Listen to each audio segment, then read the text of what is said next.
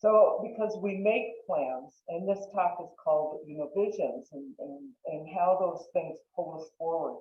Are we set out where we meant to be, where we wanted to be? And we make plans and we set our intentions to get where we're going. And the path can be curvy, sometimes it can be fairly straight. But do I come home with what I intended is what started this series of talks that I'm doing. And I wonder if sometimes if we can really tell the difference between just a really good idea, a dream, or a vision. And so I've been exploring that. And I had a workshop that was scheduled for August 7th. I have rescheduled it 5 times over the last year and a half. It's a really good idea. It's a really good idea. And I think it would really be beneficial for all my participants. It just hasn't happened. It's not something that pulls me forward, right? It's not something that creates this certainty in my heart. It's just a really good idea, and I keep going after it.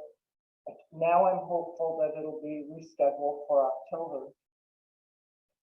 I literally had a dream about getting my PhD, like a true dream. I dreamt that I was walking across the platform at the pit in Albuquerque for the University of New Mexico, and a woman shorter than me put the hood over my head, and I'm short, and I had to scrunch down so that she could get it over my head. And then I walked off the platform, and I woke up going, I'm going to get my PhD. But it was a dream. And it was a dream that I tried to control. It took 5 years, but it happened. And first, I requested an advisor who wasn't in my field. I changed fields later, but at first I wasn't in that field. And her name was Dr. Lani Gunawandera. And she is a small Sri Lankan woman, the smallest woman on the faculty in that department. And I said, can I have Lani? Because I had this dream, right? And they said no. And they gave me Judith Good, who's like 5'10", 5'11". And I said, no, that's not right, because that didn't fit my dream. Well, I went with it because I didn't want to insult Dr. Good. And I just say, you're just too damn tall. But Dr. Good decided to accept a professorship at the University of Sussex in the UK. So off she went, and I went back to the chair and I said, could I have Lani? And they said, no, we're going to give you Deb LaPointe. And so Dr. LaPointe and I had been students together, and she graduated a year before me. She was hired onto the faculty. And I thought, okay, but Deb was also taller than me. And I was like, oh, geez, how does this work? I'm trying to control this all the time. And I even switched my program over to Lani's program so I could have Lani, because I knew this dream was true. Well, Deb was diagnosed with colon cancer and ended up dying during my 4th year while I was writing my dissertation. I miss her still. She was a lovely woman, and it's a huge loss in my life. And it really kind of put my dissertation came to a full stop. So I went to Patsy Bovary, who was the chair of the department, and I was like, can I have Lani? And she said, no, I think I'll take on your dissertation and help you, run it to the finish, to your defense, because I think you deserve that. And I was like,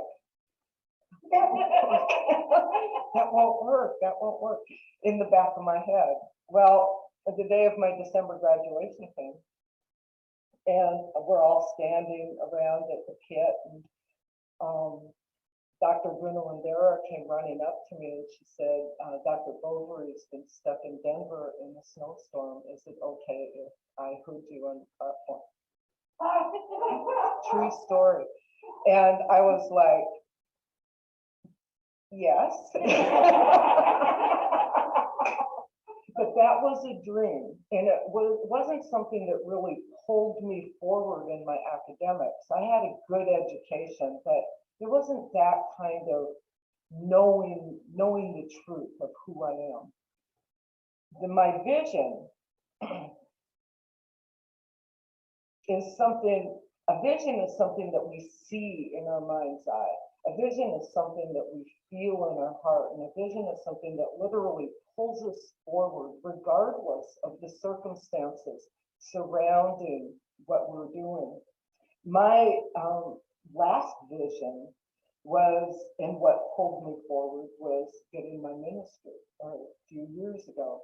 I knew I was going to. I got into science of mind a little over 20 years, 25 years ago now. And along the way, I became a practitioner. And at some point during my practitioner service, I thought, it's time to do more. And I was pulled forward by that vision. And so I entered into the Centers for Spiritual Living Ministerial Program, but it wasn't right for me. So I sought out another alternative, regardless of how it affected my inculturated and acculturated beliefs about education. And so I'm a pretty old school educated girl, and it just didn't quite meet it, but I thought this is the right path for me. And it has been. And so it's the vision that pulls us forward. And to be pulled by vision, it's important to know what we're focused on. Because what we're focused on is what we get. And in that cyclical fashion, we focus on what's going on in our lives, whether it's good or bad. We can focus on the floods and the damage for the students and the people in the surrounding areas of Canton, or we can focus on the amazing rescue and service delivery that's been going on, and how Spirit has just handed so much to people in the area, and the number of people, they're turning volunteers away because of it. And you have to get there first thing in the morning if you want to be one of those people. And so that is the universal spirit at work. That what we focus on is what we get. So a danger to our vision is what science of mind calls falling into that subjective race consciousness. And also, in a very simple word, the subjective race consciousness is also known as just simply the status quo. Right? If we believe that is what is right, then that's exactly what's right. If everyone's doing it, then that must be the truth. And our news is so conflicting right now, sometimes we don't know one way or the other. And yet, it's difficult to get the information that we need to make clear decisions. And so we tend to just go one way or the other. So everything we've been taught, both inculturated from birth and acculturated through what we're living in our life experiences. Ernest Holmes, in The Science of Mind, wrote that we can be limited by what we think as well as by what we've been taught. And I think that's important, because this includes not only the teachings from our siblings and our parents and cousins, but also those of our friends and the leaders of our communities. We're influenced by what we think, not only by what we're taught. For example, who here would say that it's okay to suck toothpaste out of the tube? See, Gil is the only one going, well, if I'm in a hurry, okay. Many people are just kind of going, what? Or shaking their heads like, oh my gosh. So that comes from our enculturation. We're taught how to brush our teeth. We're taught not to do that. We're taught not to use someone else's toothbrush unless absolutely necessary. But even then, most people will use their fingers and toothbrush as a toothbrush instead of use someone else's toothbrush. I don't know. There's a general belief that things are wrong. And rules at dinner are the older generation like me and above were taught very strict rules at dinner, elbows off the table, you sit up, you finish your plate. That's not quite so true with my students. I give these examples and they're like, no, I was raised with Sunday chicken dinner every Sunday. Everyone had to be at the table. That's not true anymore either. But that's my thought, right? And I think that's what's right. And the list of differences can go on and on. Politics, religion, how fast you can drive over the speed limit and still be within the law, so to speak.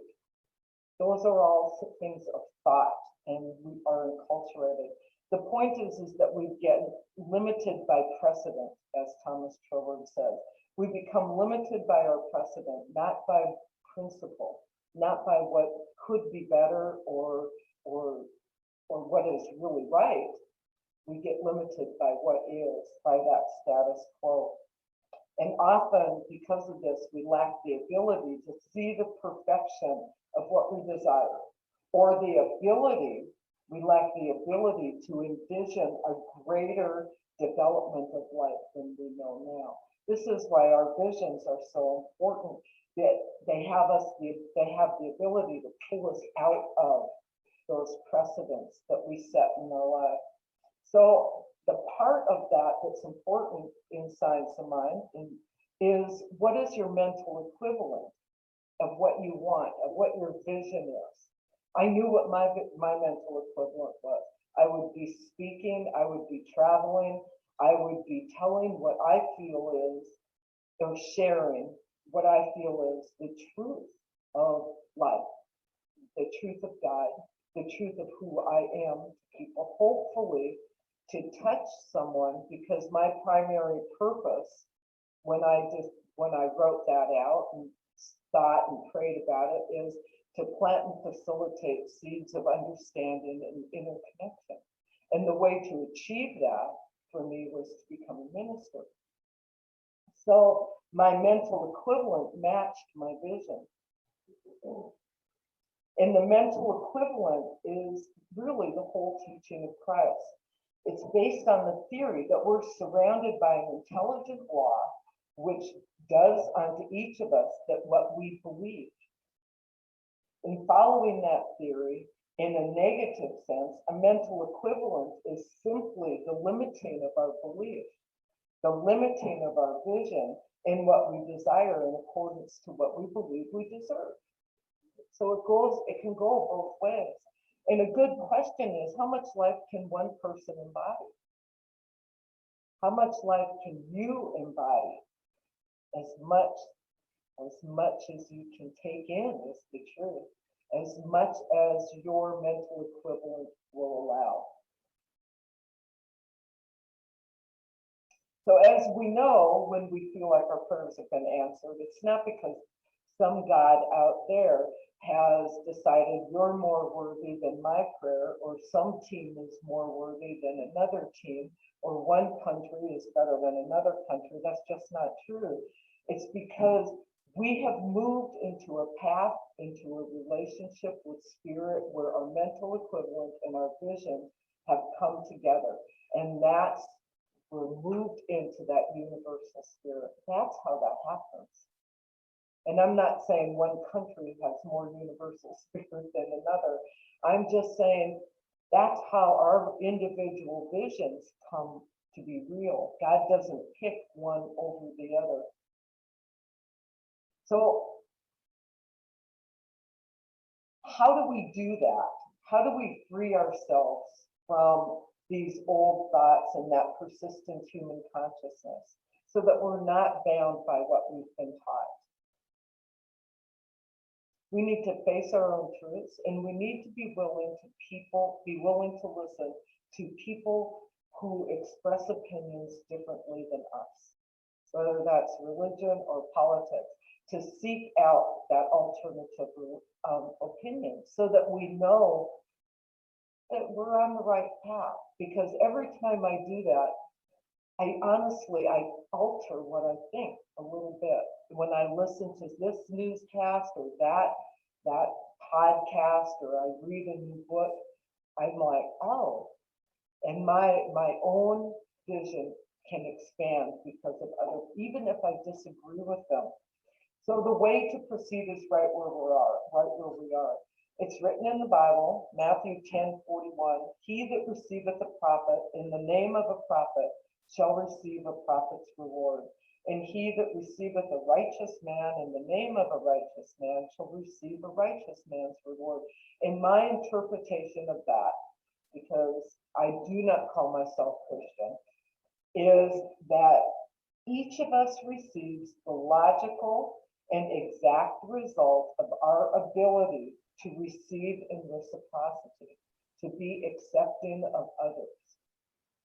To each of us, life brings the reward of our own vision.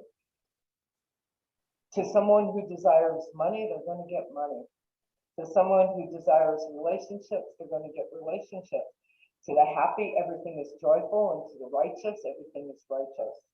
And to those that are good, all is good. Each of us is rewarded not for being virtuous, but through the understanding of the expression of that desire and how it pulls us forward in life. The money may come and go and may never be the amount you thought you wanted. That happens to me quite frequently, or it's rather the amount of money I feel I deserve. That holds me back in my visions. Some people can envision hundreds of thousands, but some maybe 1,000 is itself the amount that seems so large. Same with relationships. The quality is dependent on what you're experiencing from the past and how you move beyond that limiting belief in your head. For the righteous, what we know is that everything is righteous, regardless of politics or religion. We have them on all sides and coming at us from every direction. A rose is a rose is a rose if you believe it to be true. And I can give you example after example from my own life. And I know some of you are nodding, and I know you can give me example after example from your own. Years ago, I would be asked how I felt. And the thing with this mental equivalent, it's not only what you think, it's what you believe, it's what you feel in your heart to be true. And if you have those feelings about yourself, then they infiltrate everything we do. And so years ago, I would be asked when I was young and I was first getting clean and sober, and this is back in the late 70s, and they'd say, Katherine, how do you feel? And I was like, I don't know. And she'd say, I don't know is not a feeling, it's a state of mind. And I was like, oh, I had no idea what that meant. And I was like, so what do you want? What to say? What to say? And she'd say, there's 4 primary feelings: happy, sad, glad, mad. No, happy, sad, mad, and fearful. Happy, sad, mad, and fearful. And I'd have to sit there until I could pick one of those. And always, almost always, it was fearful. Almost always. And that's the one that carries through with me today. I am fearful of making people angry by saying things that are inappropriate or out of line. I get angry, but the truth is I don't express my anger because I'm fearful that people will not be happy with me. I'm fearful that I don't look the part. My fears can be overwhelming, but I have friends that are angry people. And I say, how are you feeling? They're like, I'm pissed off. And I'm like, yeah, I can tell. How do you feel? I'm a little fearful. No, we're not always in sync. But it's the feeling that is important there. And how we move with that is what. So my goal is to unlock blocks of fear that subconsciously keep me in my place, so to speak. I've been told that many times. My goal is to release my fear, is to release my anger, to find joy in my accomplishments and pride in who I am. To admit when I'm sad, and to express my anger appropriately. For me, these things mean to identify the blocks of fear that keep me from moving forward. But you have to decide for yourself, what are your blocks that stop you from following, from allowing that vision of who you want to be to pull you forward? It's different for everyone and different levels for everyone as well. They say pain is only an indicator, it's not the focus. And Audre Lorde is quoted as saying, when I dare to be powerful, to use my strength in the service of my vision, then it becomes less and less important whether I am afraid. That's been like my motto all the way through school, all the way through my doctorate and my graduate education. I'd go home to visit my mom and she would say, why are you still in school? Why don't you just get a good job? Why do you think you're better than the rest of us, right? And that's implanted in my head. And so Audre Lorde, when I dare to be powerful, to use my strength in the service of my vision, then it becomes less and less important whether I am afraid or angry or sad. Right? Those things become less important when we trust the strength that's pulling us forward to our vision. The goal, to identify the blocks of resistance and clarify your path forward, is where you want to go. Release spirit, release the control of spirit, as I often try to do, and move with it as it tries to protect us and attempts to give us exactly what we desire. And how does this happen? Through interactive skill building, through transformational exercises, through listening and talking to people who are different than you. Seek out alternative opinions. Experience the fullness of life, even if you disagree. Again, when we participate in engaged meditation, writing, discussions, and challenging interactive activities, we grow. That's just the bottom line. That being said, here is a mantra and an affirmation I want to leave you with today as you embrace your idea, your dream, or your vision. And I want you to suck that toothpaste out of the tube and know that it's okay. Yeah. Just go buy a new one and put the cap on it and put your name on that tube. Then no one else will touch it and you'll be fine. Break a rule that is keeping you back from experiencing something new. And know this, perfect intelligence directs your thought. Perfect intelligence directs your thought. All is well and in order and in divine peace. Thank you.